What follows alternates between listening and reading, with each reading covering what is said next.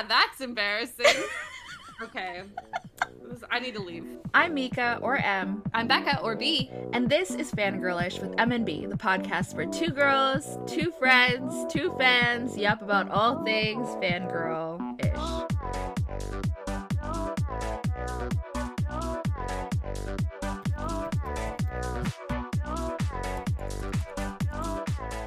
It's been a while since we've come on here to chat, to yap. We could blame it on a bunch of things, but I'm gonna blame it on Daredevil Born Again Season 2. That's fine with me.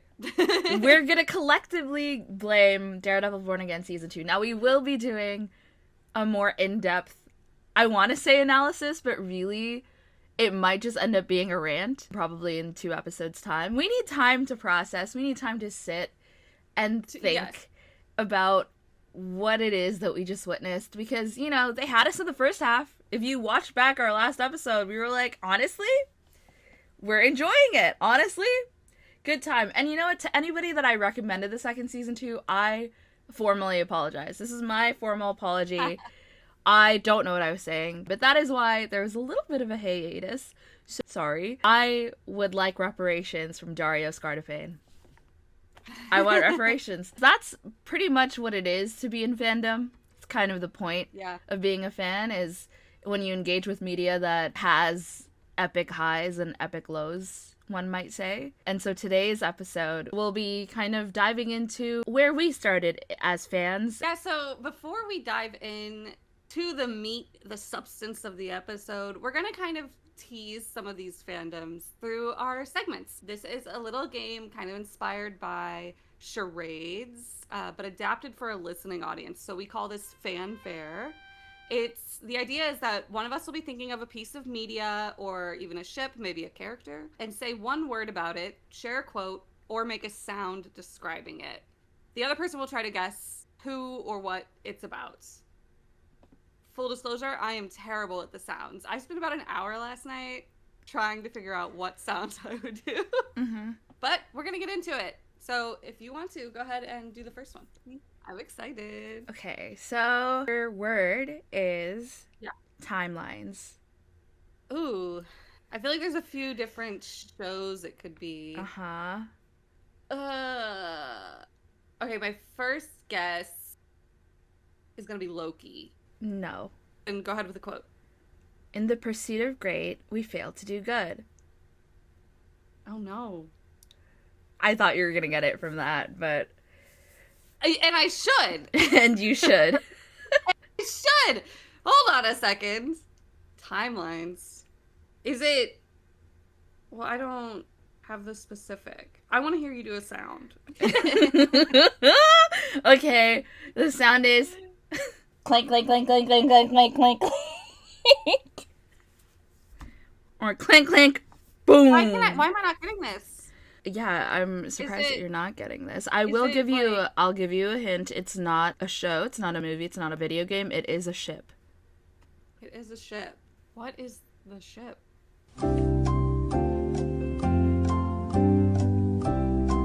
Timelines. Another word? Timelines. In the pursuit of great, we failed to do good. I have used this quote in edits for the media that it's from. It's one of my favorite quotes in general from the show that it's from. It's embarrassing. It is a little bit embarrassing. Why do I not know what this is? Fake fan. Oh my gosh. I'm like, where is it? What is it coming from? Do you have another word? You were like, partners. I thought you would get it on the first one. Partners is your second word. It's a ship. Girl, yes. I thought of Jim and Oswald. Why would I pick Jim and Oswald? Oh. No one here listening is gonna be like Jim and Oswald. The old ones, the real ones from Breakfast. Why? What is it? Why am I not getting this? It's Javik. Oh my god! Yeah, that's embarrassing. Okay, I need to leave. Because why was I not able to get that? Okay, so the word for you is dog. Dog. Yeah. Can I get a hint to the type of category that it is? Is this a movie? Okay, dog. I mean, my first thought was Balto, but it can't be Balto. No. It's not Okay. Balto. It's not Balto. Got it. Give me your quote. This one might not give it to you, but I'm worried the other one will. So the quote is, "You know that one specifically irritates me." Oh, I see. Superman 2025. Got it. You're better at this one than I am. Okay, go ahead. My brain is like empty. Your word is kiss. Kiss. That could be anything. This is a show. This is a A show. show, okay. You're thinking of a show, yeah. Do you have a quote? Having two loves is better than one, don't you think? You're gonna be mad at me for picking this one. I do remember that quote. This is just like the last one. It's like, where did it come from? My first thought was the Vampire Diaries. I'll tell But you. I don't think that's it. I'll tell you that this show is a show that I don't think you and I have watched In a either long time. together at all or in a long time. Ooh. So it's an old show Yeah. That we may have watched separately. that we probably watched separately. I'll tell you that it's not our typical genre of media that we watch anymore. Oh. Anymore. Mm-hmm. That pretty much gives it away, I think. We watch a lot of nostalgia stuff, and the word is kiss. Why am I so bad at this game? Do you have a sound for it? I do have a sound. The sound is do do do do do do do do do do. Or in High School Host Club. Yeah. Okay. Good. Like, I did think to myself, I was like, it might be like an anime thing, but it was sure absolutely if an animated or anime. not. This one I think you'll get pretty quick. Okay. I didn't go too in depth with it because I think you'll get it pretty quick. Okay. It's kind of just a funny one. Your word is key. Supernatural. Yeah. We've been watching Supernatural in bits and pieces, so it's been on my mind. Yeah. Okay. I mean, if there's a lock. So Do you want to know what my quote was? Yeah, I do I'm want sure to you know. guessed it. Was it the typical line, the tagline of the show? No. Or no? That would have been crazy. What about, okay, so then what was it? But it's still easy. It was just, get this. Ah, I see. Yeah. So your word is line. Line. And the category is just ship. Okay. That's your word. Line and ship. Line. Okay. Do you have a quote? Don't do anything stupid until I get back. And the word is line? Yep. Real ones know. My instinct with the quote was steady, but I wasn't sure line applied. It's not steady. Don't do anything stupid until I get back. Like, when we're done with this episode, I'm gonna be like, I need to. I mean, to be fair, this is a ship that. Well, I can't give anything away. Yeah. What? If you have a sound and you want to do a sound, great. If not, go ahead and do another word. Chugga. Woo, no. Is it Stucky? It's Stucky. No. It's crazy. Do you know what my cue was in my notes? My cue was just bolded in brackets, all caps, train. I love how you acted out. This one will be a show. And your word is cat. Do a lot of animals today. Cat. Yeah. For a show. And this might be a harder one. This, I think, is going to be, like, it's an older one that I don't think really watched together. We didn't watch this one together. Cat. We might have done a little bit, but I don't think so. Cat. In fact, I don't even know if we fully watched it. Cat. Yeah, cat. For a show that we haven't really watched together. The media is important. The media is important. Mm-hmm. Cat. Cat.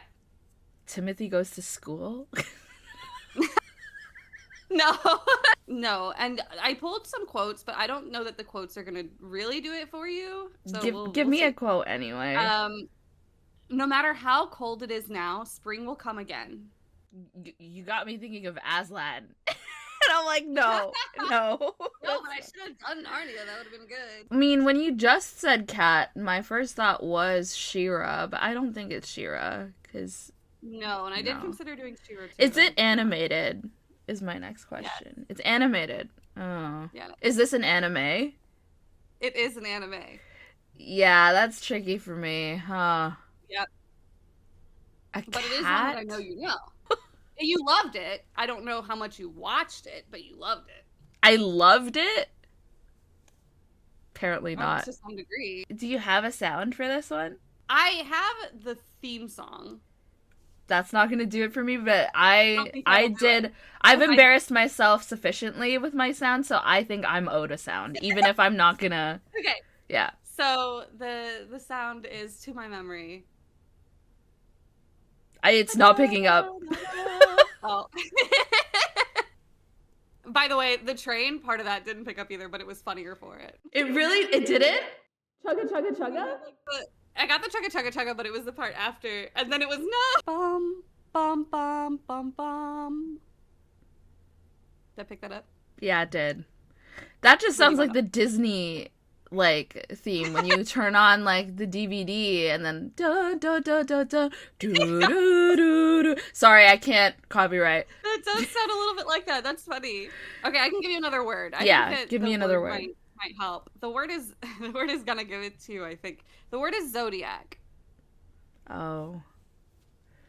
Bro, I haven't watched that show in a long time. 20 years. Okay, so it's Faruba. It's Faruba, yes. Got it. Cat. Let's do one more each, and then we'll move on. I might just tell you what my very last one would have been, because it was very easy. But this one that you're going to guess, the word that you're going to get is off.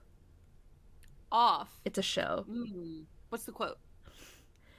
Anyone capable of love is capable of being saved. I'm going to lose my mind. And the word is off. And the word is off, and it is a show.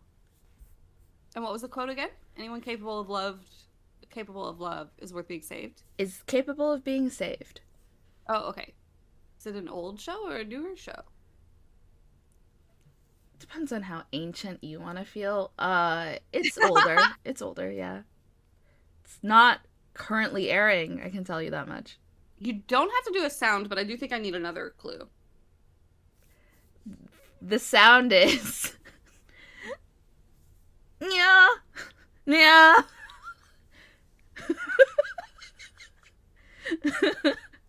Yeah. Yeah. That's so funny. And I was going to guess that. I should have just guessed it. Is it The Vampire Diaries? It is. That's so funny. That's so funny that you got it from the sound. Yeah. Yeah. I wish you could plug in a compilation of the nyaas.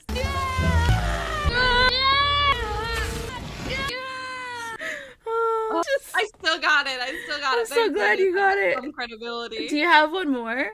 I'll let you pick. Do you want to do the actual, real one, or do you want to do the funny one that shouldn't even be an option here? I want to do the actual real one, and then we can reveal to each other what our funny ones would have been. So the words, I think, are a little bit obscure for this. This is the one I don't have a sound for, but the first word is football. Riverdale? It is Riverdale.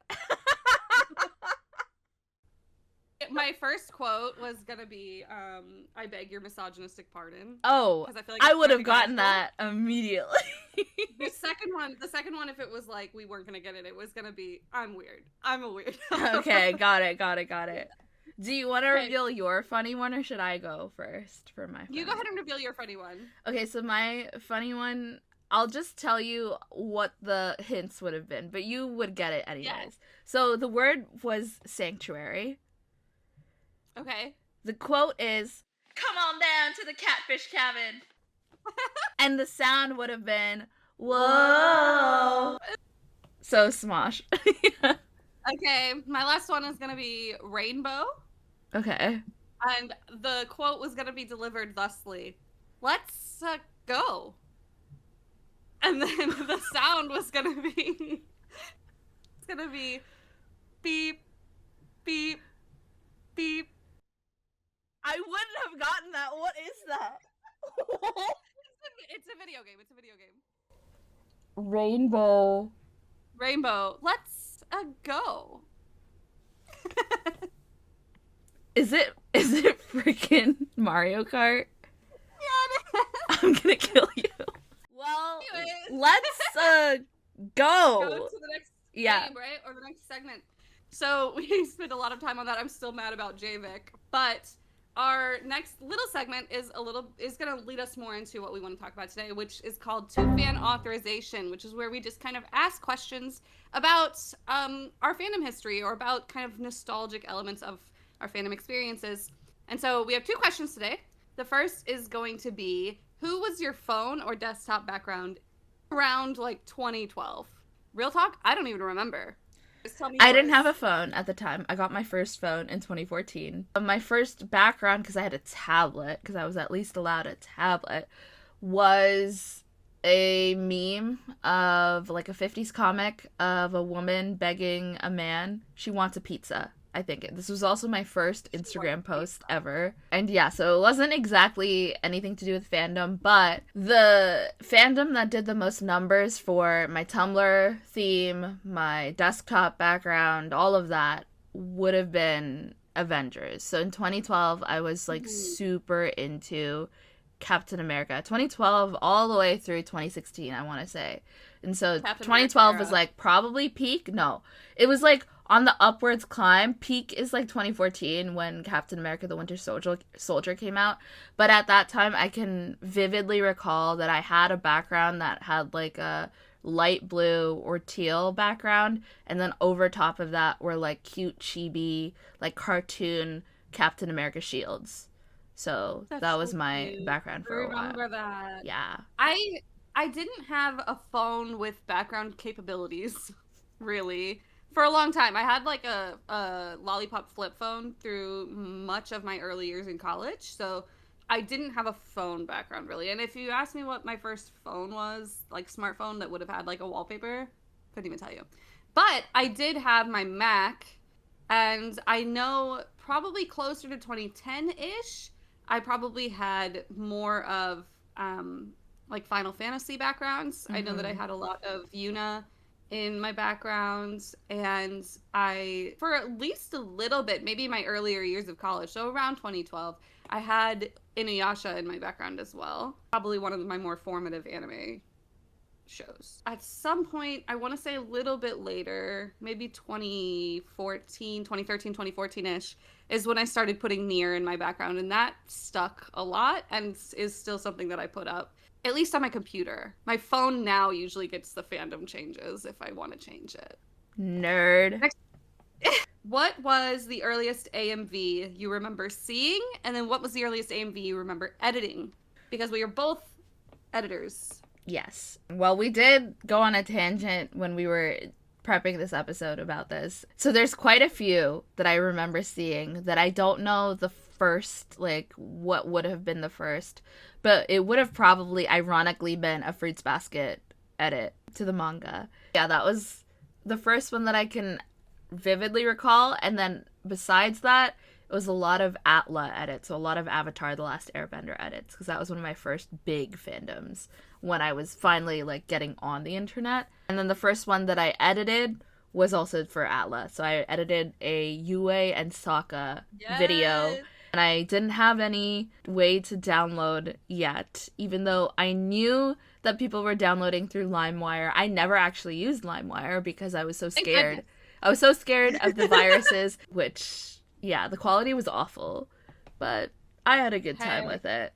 The artistry was there. Yeah. You know? Yeah, that was all my origin story for being a fan editor. What about you? What was the first one you remember seeing? It's hard to truly know what the first one was, but my earliest memory of seeing a fan edit was AMVs that were on LimeWire. Because, and I don't remember, surely that means someone would have sent me one, and then I was like, well, I have to get LimeWire so I can do this. But the earliest ones I remember were Kingdom Hearts FMVs, often to Evanescence or Linkin Park. Oh, yeah. The specific one that I remember from LimeWire was a Linkin Park in the end edit of Riku. Of course. And there was a lot of those actually at the time. Oh, yeah. And that was after the second game came out, I think. And then I started editing those too. But my earliest AMVs that I edited were actually Final Fantasy ones, but they weren't specific to Final Fantasy X. Those are ones that like I uploaded to my YouTube account, which I tried to look for yesterday and I could not find it. But the first one I ever did, which I think was before I even really had the internet, was a Spirited Away AMV to Utada Hikaru's Sakura Drops with scanned images of the manga that I got from the library because we had a scanner and it was gonna use it up. I was gonna do everything I could on that scanner.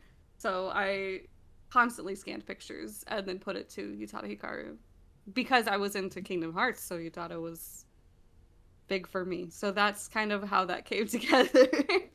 Yeah, no, that's so cool. I saw a reel the other day that I saved, but I don't remember if I sent it to our account for the podcast. Anyway, it was like the history of fan edits and how back in the, I want to say it was in the 70s, 80s maybe, fangirls used to make tapes, like physical tapes of their fan edits, and then they had like a whole catalog of like which songs, which ships, who edited it, and I thought that was really cool, and that's what that reminds me of.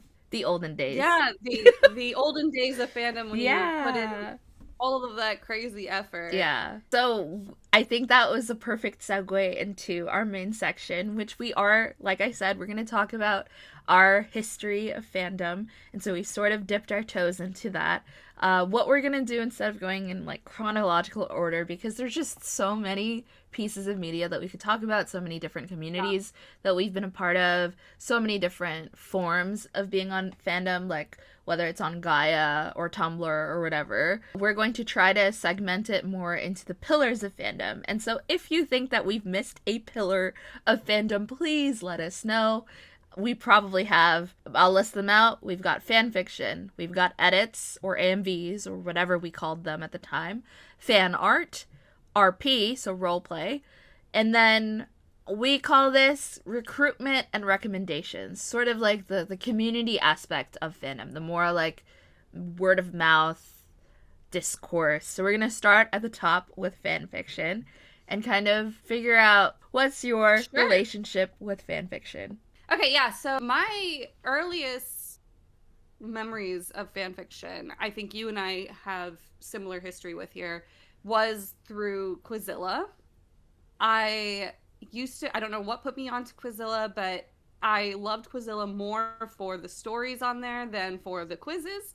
And the stories were really exciting because it felt a little immersive. Like basically they would put in a paragraph or a couple paragraphs into one of the questions, and then you would answer it by selecting how you would respond or even just reacting to what you were reading, which was like very fun and a good way to see how the author acted as well. And so I did a few fanfics on there through Quizilla, and I always think about this, how I wrote an entire like 7, 8, 10, 12 chapter fic, I don't know how many it was, of like a Twilight inspired love triangle with like supernatural creatures. And I don't remember anything about it. I don't remember writing it, but I know that I did, which is like kind of crazy to me. But I also wrote a lot of fan fiction around 2009, 2010 in the comfort of my own home. I did a Fruits Basket fan fiction. I did a Heroes fan fiction that has never seen the light of day.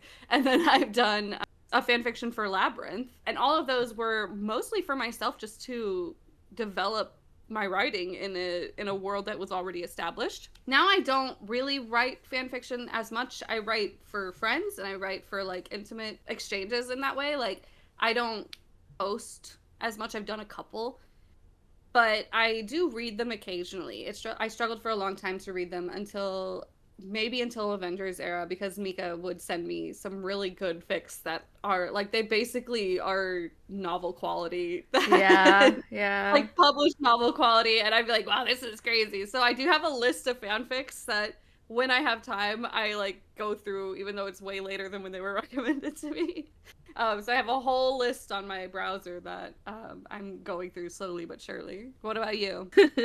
I wrote my final paper. It was called In Defense of Fanfiction. So I have very strong feelings about fanfiction. It's a great like way to sort of test your writing skills. But I also think on its own, like even if somebody never publishes a book or isn't particularly keen on developing their writing skills outside of fan fiction, I think it's a great hobby. Like it's just a beautiful way to connect with people and to connect with the media that you love. I also started on Quizilla.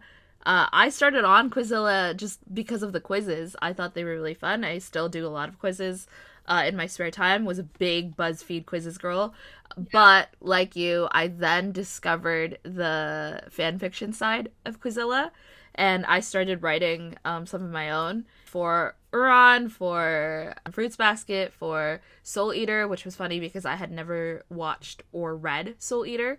Part of my stint on Quizilla was that I would kind of look at fanon interpretations of characters like Death the Kid and then sort of watch whatever I could find on YouTube or like search it up online. And then I would try my best to write that character even though I had no idea what the actual media was. Like a little imposter. But I loved it, and apparently people did too because I would get like requests. And I was maybe a little too young to be on there. I was only in grade 5, and so it did kind of stress me out when people were like, when are you posting the next chapter? Or like, why don't you do this character? And I'm just like, I'm literally trying to learn math right now. And then it moved into, of course, fanfiction.net. But I also would read on LiveJournal as well. Yeah, LiveJournal had good stuff. It was like LiveJournal, and then if I got recommended something really good on LiveJournal, then I would read it on LiveJournal. But my go-to was fanfiction.net. And one of my favorite fics was Uran High School Host Club. It was a self-insert, and it wasn't necessarily about the romance. It was like them being best friends, like part of the gang of the club. And that very much is a huge influence on how I view self-insert. I'm not really one to read self-insert. Like I stopped reading self-insert maybe in like grade 9 or grade 10 of high school, but like the idea of when I'm in my most delusional state, like the self-insert aspect of like, and would I be friends with Daredevil?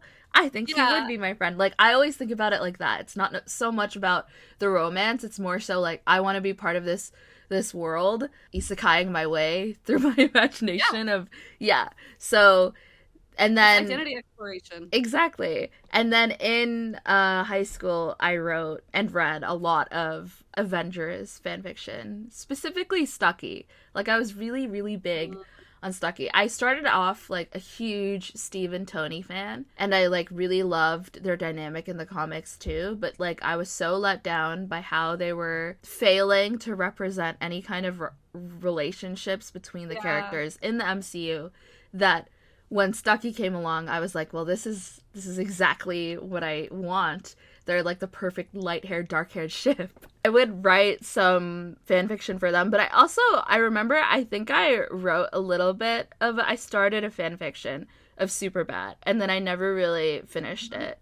It was like a high school AU when I was in high school, and it was really fun to write, but it was also very intimidating because even though I love that fandom, there are so many diehards that are so critical, like hypercritical of people's lack of knowledge on certain arcs in the comics or even just other pieces of media, like the different kinds of shows for characters and fandoms that have been around for like decades at a time. So I stopped posting around then. And then also being a published author now, it's just like I don't post about that either because I don't want anything to be like traced back to me. I have like such a weird fraught relationship with being online as someone who found a lot of camaraderie and identity building like online versus having to have a public online persona in my professional life. It's just such a, like a weird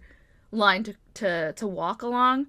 But that is why I think it's so important to have spaces for fan fiction because it is its own entity. Like when people act as if you can outgrow fan fiction, or that the only path to adulthood is outgrowing fan fiction, I think that that's disingenuous, and I think that's not fair to a lot of the people in the fandom. Absolutely can outgrow anything that you find is an escape or as a hobby, but to then kind of cast anybody who's over the age of 30 as weird or creepy for like still being in fandom spaces is like a weirdo. Yeah, it's so like gross to me because I'm like, but they're writing some of the best fan fiction out there. Granted, there are like really creepy, like there are people who are older who maybe have like an unhealthy relationship with fandom and specifically public figures like celebrities. So, but at the same time, a lot of teenagers are the same way. So I really don't think it's a matter of the age. I think it's more so like your ability to your behavior. differentiate your behavior. Yeah. So anyways, that's fan fiction for me. I could go on forever for fan fiction, but we can't do that. She wrote a whole paper about it. What's your, I mean, we already talked about this. We already talked a little bit about edits, AMVs. Maybe like what the one thing that you want to share about edits. They are really powerful. We talked about this a little bit while we were preparing, but edits used to be for us to edit and to watch just very fun because you can see the skills that people put into it. It takes a lot of work to do an edit. If you're doing it in like the old days in Movie Maker, hello, that was so hard. So hard. But even in like Premiere or Vegas or wherever, like it takes work to put an edit together. And I think that there are tools now that are more accessible, but I do want to point out that I don't entirely like that they've been commercialized because I feel like the fandom aspect of taking this thing that you love and just creating something crazy skilled with it is like part of the core of fandom. And I think edits are a great representation of that. If you're just like going on YouTube and you see some like the Daisy Johnson edit that we've watched that's like 8 minutes long or whatever, it's so good. And you didn't have to do that.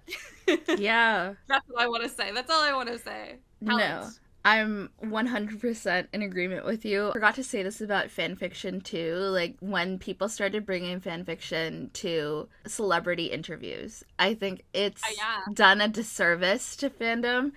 I think it's like on the surface, it's fun, it's cutesy, but it's also very weird and uncomfortable, especially because oftentimes they bring in RPF, so real person fiction, which I think is its own subsection of fan fiction that is very controversial to say the least, but they kind of then misrepresent what fan fiction can be. With edits, it's kind of the same thing where it's weird now to see big companies basically post their own edits and like for it to end up on my feed, and at first I'll think like, oh my gosh, like this is a really good edit, and then I'll see that it's from like HBO.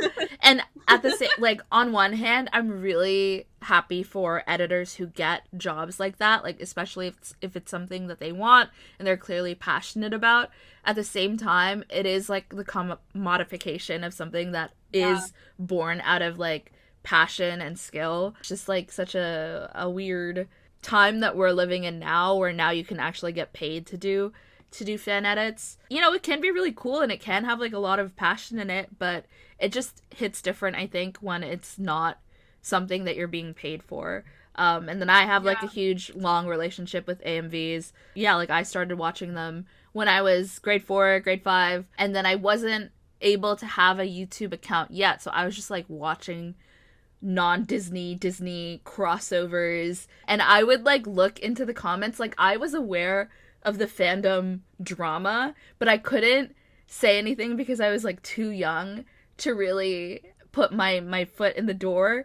But I had opinions about like what was going on within the fandom. I just really love and respect like the craft of editing. It's just such a cool art form, and it has informed a lot of my music taste. We've really shifted away from that language too. It went from like AMVs to vidding, fan and into vids to edit. now it's edits. So it is a very interesting evolution of that genre.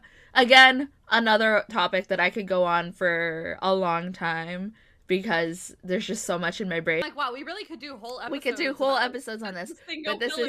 is just the pillars. So then our next one is fan art, and thankfully I don't have a lot to say about that because I don't participate in putting out much fan art. I've made phone backgrounds before or desktop backgrounds for a smaller book fandom from way back when. What about you? This is just like fan fiction for me. I made it, but that doesn't mean I shared it. I would maybe share it with like my friends. Yeah. So my earliest fan art was of Kingdom Hearts. Again, it was a lot of Kairi. The first stuff I ever drew was anime, because my friend had been drawing anime and she taught me. Like, I literally just learned from her directly, and started growing from there. And I would draw Mimiru from Dot Hack Sign. I drew Sakura from Naruto. I wasn't even into Naruto like that, but I was like, oh, I really like this picture. Yeah. So I practiced a lot with that. And now, like, I'll do the occasional stuff. Like, on my Instagram, I have pictures of, like, Matt Murdock, but that's more, it's not, for me, it's a little bit more just art practice and a little less fan art, which I feel like there's a difference there. Like, the fan artists that I see who put stuff out, like, they are committed artists who are passionate about just making these images and scenes from this thing that they love. So it's just like AMVs. It's just like edits or fanfic. It's just pouring love into this, but in a visual medium instead of like prose. And I think that a lot of people really resonate with that. And a lot of people really connect with the media because they will see art in passing or whatever. And then a lot of those artists can use that too for their own careers, which is really nice. So we love fan art. Yeah, it is really cool in general when we see people who are in fandom kind of move up professionally, like in their career. It is cool because of like, so like with editing but also with fan art, it's really cool to see someone kind of get that recognition. It's a bigger conversation about capitalism and like how we should do a whole episode with fangirl as like the we really should. Fan art, basically, so cool, so fun. I don't partake. We're not experts on the fan art side, I think. Definitely not a pillar that I'm deeply entrenched in. But I will say that anytime that I'm at a convention, my primary goal is to be an artist alley so that I can get fan art. Yeah, because it's so cool. I have fan art all over my room. Maybe I'll show pictures for the video side. Something that we are both really neck deep in. Not even neck deep. Like, we live and breathe roleplay. So RP, so we'll be calling it RP, but RP stands for roleplay, where if you don't know what it is, you're basically, what we do, because you can LARP, if you've ever heard of LARPing, is live action roleplaying. We're not really doing that most of the time, unless we're like doing D&D. Shout out to our dungeon master. The kind of RP that we do is usually on text, and so we will write out in the third person from the point of view of a character that we really love. And so we will RP a lot. We RP almost pretty much every day.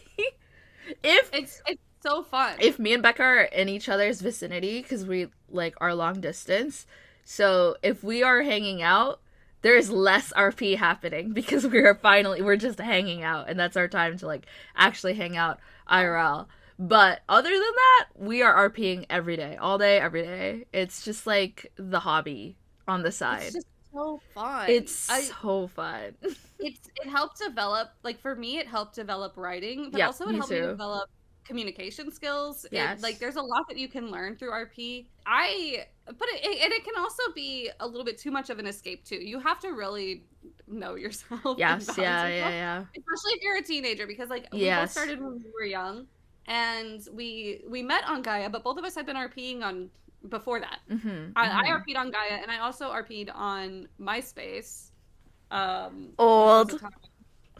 Yeah, I loved it, but it's like RPing, and I tried to emulate this with other social media sites through that by like making a profile for your character. We did it on Tumblr, did it on Twitter. It doesn't hit the way that MySpace hit. I don't know what to say.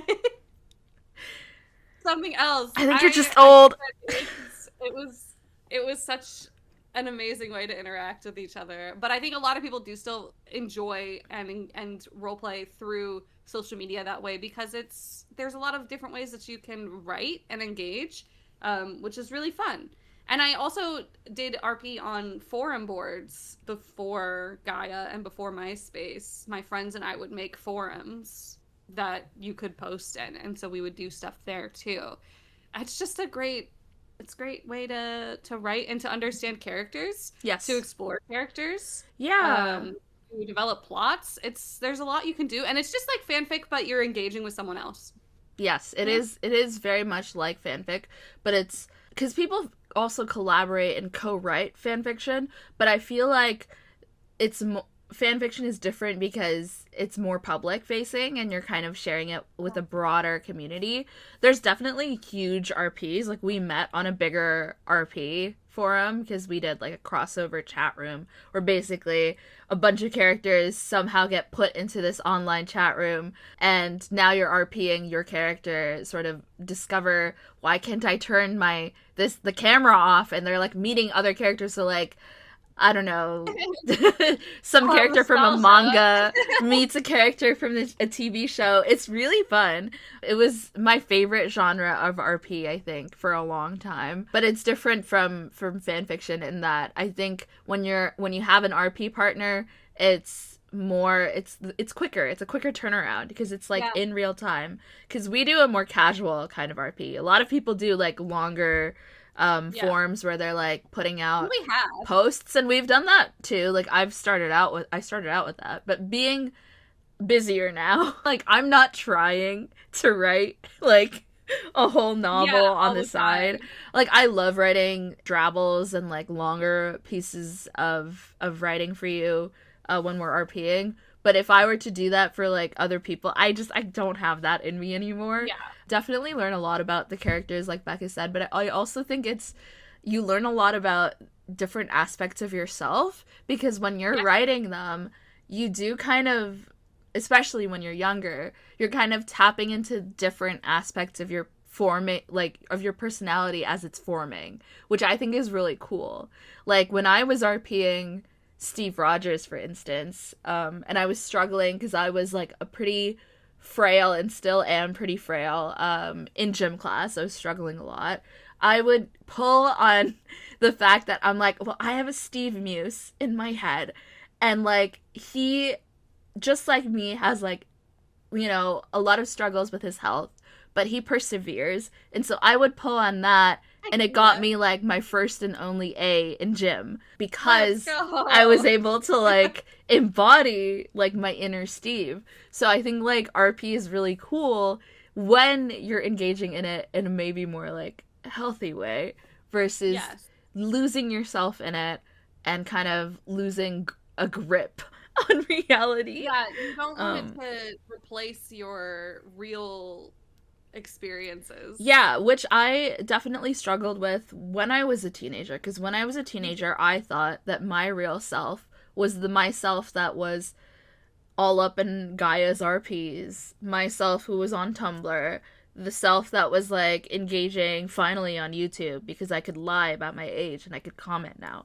There were so many like things in my online persona that I thought was like my realist self, because I didn't feel safe enough to explore those aspects of myself IRL. Now, I think I've kind of married the two. I feel very much more like myself offline than I do online. But a lot of that exploration was through RP. Through online, Yeah. And then our final pillar is recruitment and recommendation. So we've already kind of touched on it throughout. Like, it's kind of the theme, or like a running thread. It's a thread that's run through all of these other pillars, but recruitment and recommendations are basically, I think there's like two broad umbrellas that they could fall under, which is like informal versus formal. So informal would be like your conversations with your friends. They're a lot more casual. They're about shoving manga down your friends' throats, or like telling them like you need to watch this thing and this is why. It's like when you're sitting there and someone is yapping to you about why they love a character. You have no basis, like you don't know the piece of media, but you know that this person that you love really loves this character. That I think that's one of my favorite parts of being in fandom. And then the more formal aspect, of course, are like if you're part of the club, if you're part of, if you're going to a convention, or you're like part of one of those like very more mission based, I want to say, like objection. They have like not objection. They have like a lot of objectives as a group. I think of the K-pop fandom, like when people are like really trying to stream, hit the streaming goals. Like that's more formal versus like just telling someone like I really love this group and this is why. Like love that. Yeah, it's just us being like we love that aspect of fandom. I think that's always been a part of our lives, which is why we would probably call ourselves like lifelong fangirls in the original iteration of this episode, because we've actually recorded a less quality version of this episode. But in that one, I did talk about how my very first experience with fandom was being part of founding group of first graders for my school at the time in Markham. We like made a Franklin fan club where we would, instead of going outside during recess, we would like go into a classroom and like sit down on the carpet and we would be read to. We would all together choose like what book we want from Franklin. So that was like my very first experience being part of a fandom, because we really loved Franklin. What was your first experience? Do you remember? I don't have an earliest memory, unfortunately, but I have memories of feeling like protective and gatekeeping about my fandom. Yeah. I really felt that for Pokemon for a long time. But I also really came into the idea of a fandom in 6th grade when I met my middle school friends. I didn't have a lot of friends or a solid friend group before then, and I didn't have the internet, I didn't have a phone, so it was like the people on my street were my friends. Sure. And I have a lot of love for them, but that was not what we were doing. We were not fandom doing anything like that. So middle school was when I started to understand the sharing, and that was when I started drawing, and that was when I started reading manga and being able to just talk about new chapter releases, or talk about stuff on the forums that we made, or make Photoshop edits and stuff like that. That was a lot of the exchanging that we loved to do, and that carried on like way through my high school experience as a fan. I never really went to conventions. I went to an anime convention one time. Nothing to write home about. And besides that, like, it was mostly just person to person exchanges of like the stories that we love, borrowing books from my friend, buying books for each other. We would do that. One of my favorite things was that a friend and we actually split like the ownership of a series, I guess, and that she bought the even numbered volumes and I bought the odd volumes. Oh, that's so cute. And I think at the end, when we kind of not fell off, but when we kind of grew a little distant, I think that either she gave me the other ones or I bought some to fill in the gaps. But it was fun to share that and to have that ownership shared together for the time that we had it. So I think things like that are really exciting. And today I don't have that as much, but like I will go to work and I will blab to my coworkers about Arcane or The Pit or whatever. And that's the exchanging that you're seeing daily too. Yeah. Which is nice. Yeah, no, for sure. I was like the person in my 8th grade class I was the person kind of like shoving manga down my other friends' throats who didn't know like how to read it at first. Like I remember showing them like, this is how you read manga. Then I would like pass around volumes of Maripuri. Like it would Maripuri was always being passed around in my classroom because I was the one who was like, read this. It's so problematic now. But that was like one of my favorite ways to escape and also build friendships, was being able to share books even that like you really loved and like passing those around too, or trading. that was when I did the most fan art, probably, because all of us were doing fan art, like just exploring. Yeah, we were practicing our drawing skills through drawing our anime boyfriends at the time. Absolutely. Yeah. So we will totally, obviously we could talk about this forever. I feel like we really want to too. It's so fun to talk about it. And we actually are going to do a second part to this where we kind of talk a little bit more about some of our experiences, some of the truly lows of our experiences in fandom, because really this one is kind of a love letter to fandom. Mm-hmm. We love the passion that people put into it. We think fandom's important, and we think that it's lifelong. It's something that you can choose to be a part of your whole life. One of our most recent additions, baseball. Yeah. We're in it. We're in it now. We're in it. We'll talk about that more in the next episode. If you guys have any fandom memories that you would want to share, please do in the comments. And otherwise, we look forward to seeing you next time. We'll see you next week. And stay fangirlish. Bye.